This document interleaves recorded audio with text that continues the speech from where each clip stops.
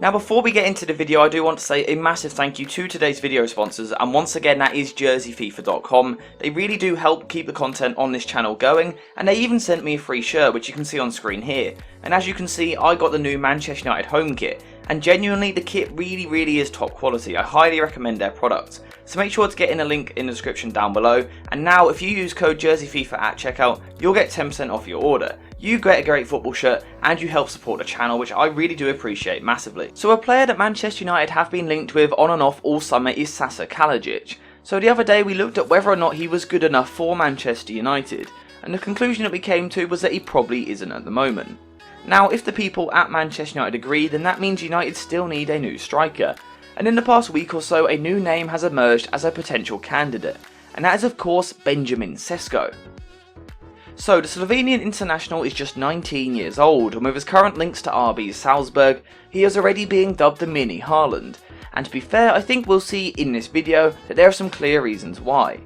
Now obviously that is something that we're going to be discussing today. We're going to be going through a lot of his strengths as a player as well as a couple of weaknesses, and then we'll decide should he join Manchester United this summer. So, as with a few players that we've seen on the channel recently, one of the first things that you'll notice when you watch Salzburg play is that Sesko is a player that stands above most of the rest of the players at about 6'3" tall. Now perhaps one of the most exciting things about Sesko is that he isn't just tall and strong, he is also absolutely rapid, and actually his top speed numbers are very similar to Kylian Mbappe's, not normal for someone of this height. Now before we talk about some of his other strengths, let's do a background check. And Sesko started making a name for himself when he was just 15 years old, and playing for a side whose name I'm not going to try and pronounce. Now Sesko's performances were so impressive from a young age that he quickly earned himself a move to NK Domžale, where he would spend just one season, showing exactly what he has to offer before then getting another move. Now this time the move was much bigger, as Sesko made the move to RB Salzburg, turning down interest from the likes of Manchester City and the rest of Europe's finest, to go to a place where he knew he could get game time. Now that plan didn't necessarily immediately work, so Sesko went out on loan to FC Liefering, a side that he would represent on 44 different occasions, scoring 22 goals and grabbing 6 assists. Now this 2-year loan was an extremely important time for Sesko, and it was a spell that really allowed him to find himself as a player, and really establish a certain playstyle, and that's what we're going to be looking at next. So the first thing that I want to talk about is Sesko's hold-up ability, and this is obviously naturally helped by his pure size and strength, allowing him to hold off a defender to bring the ball under control with relative ease. Having showed this impressive ability to hold the ball up, importantly Sesko is then very capable of bringing his teammates into the game. His passing isn't anything groundbreaking, but his ability to bring others in is effective. Now that is a side to Sesko's game that probably isn't obvious when you look at him. However, he is actually an extremely technically gifted footballer, and at Salzburg they say he is better at it than Haaland in this area. Now if that is true, then that is a very good sign, because this technical side of the game is becoming more and more of a necessity in the modern game, but Sesko certainly ticks that box of being able to link up with his teammates. On top of this technical play, Sesko is also reasonably versatile.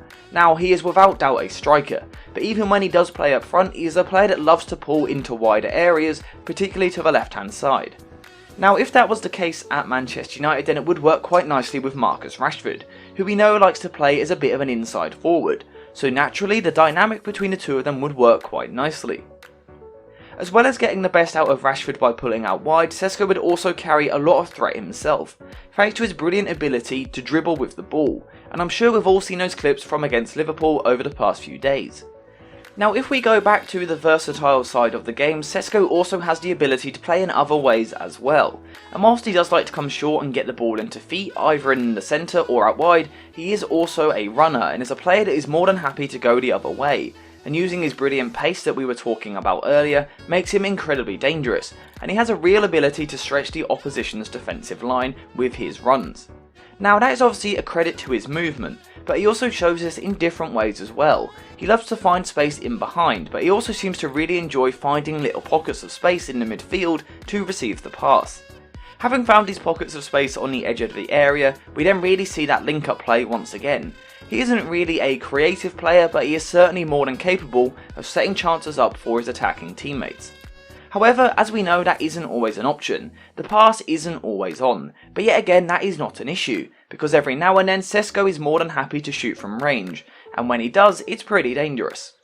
Now, probably what's more impressive about this isn't just the power of the way he connects with the ball, it's the fact that he can do it with either foot. He is naturally right-footed, but is certainly more than comfortable on his left as well. Now, the main benefit of being so two-footed is that it becomes so much easier to get the shot off, and this inevitably makes a player better in tight spaces, and yet again, this is an area that Sesko excels with his quick feet. So if we stop and put all of that together, I think we can see that Sesko is extremely well-rounded, and he really does have a bit of everything. But the final question, considering he's a striker, is he actually a good goal scorer? Now, considering this is a player that I'm raving about so much, this is actually an area that I think Sesko needs to improve. To be fair, he certainly is getting there, as last season he scored 5 from 10 90s in the league.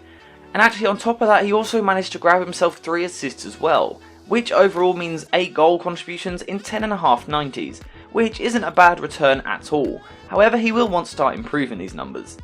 Overall, I think he has areas that he needs to improve in, and for me it's mainly his goal output that needs work. But overall we can see that he is a very complete player, so I just want to quickly recap some of his strengths we've been discussing. So one of the first things that we pointed out in this video was his pure size and strength and physique, and for me I think it's for these reasons that he finds himself getting compared to Erling Haaland. Athletically, they're both very similar to each other. At the same time, whilst having all of that height and strength, Sesko also has bags of pace as well, and that's what makes him so frightening. He combines this impressive power with raw speed and acceleration, a deadly combo.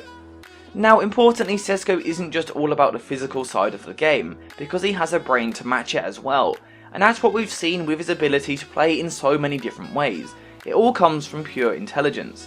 Now unfortunately that intelligence only gets you so far, and at the end of the day you have to have the technical skills to match it. But fortunately, unlike a lot of young powerful strikers, Sesko has that in abundance as well. For me, the positives just keep coming because Sesko also very much feels like a team player, and I like the glimpses of his mentality that we've seen, and to me he seems like a player that wants to put the needs of the team before his own.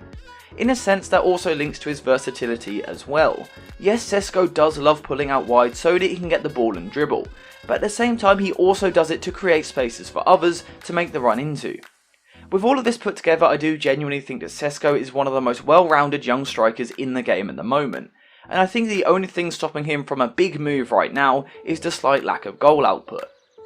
Now hopefully that is something that will come with age and experience, and also just time to master his skills, but I think what we can see from this video is that he is clearly a player that has bags and bags of potential to grow. So the question is, should he join Manchester United? And obviously the first major issue is game time. If Ronaldo does end up staying at the club, then Sesko would most likely find himself third in the pecking order, or maybe second. Unfortunately, that is going to affect his development. Sesko is getting to that age where he needs to be playing every single week.